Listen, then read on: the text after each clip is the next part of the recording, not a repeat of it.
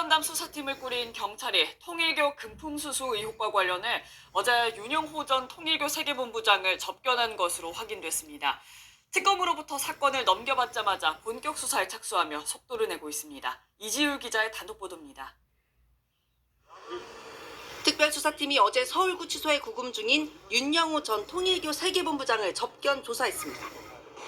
대통령이 엄정 수사를 지시한 지 하루 만으로 수사팀은 어제 오전 구치소를 찾아 오후부터 본격 조사를 진행했습니다.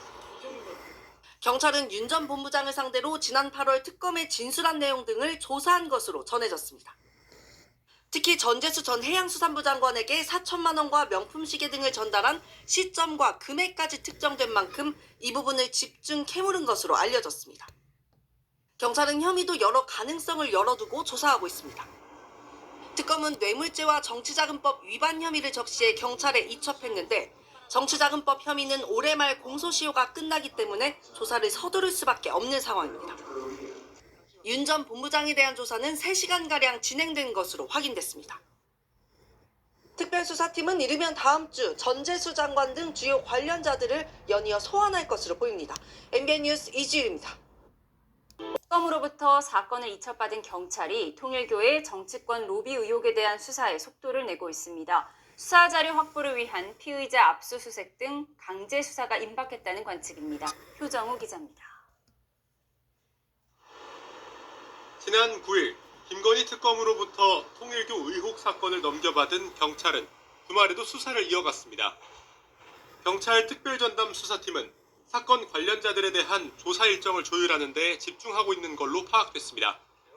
피의자 신분이 된 전재수 전 해양수산부 장관과 임종성 전 민주당 의원, 김규환 전 미래통합당 의원 등 3명에 대한 출국 금지 조치까지 완료한 만큼 조만간 이들에 대한 강제 수사를 나설 거란 관측이 나옵니다. 공소시효가 임박했을 수 있다는 점에서 수사가 빠르게 진행될 거란 예상입니다. 전재수 전 장관은 통일교에서 2018년쯤 금품을 수수했다는 의혹을 받고 있는데 뇌물죄일 경우 공소시효가 최대 15년이지만 정치자금법 위반 혐의만 적용된다면 공소시효는 7년으로 이미 지났거나 올해 말 만료될 수 있습니다.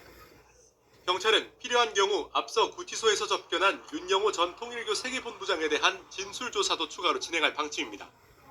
다만 아직 윤 전 본부장에 대한 추가 접견은 이뤄지지 않은 걸로 확인됐습니다.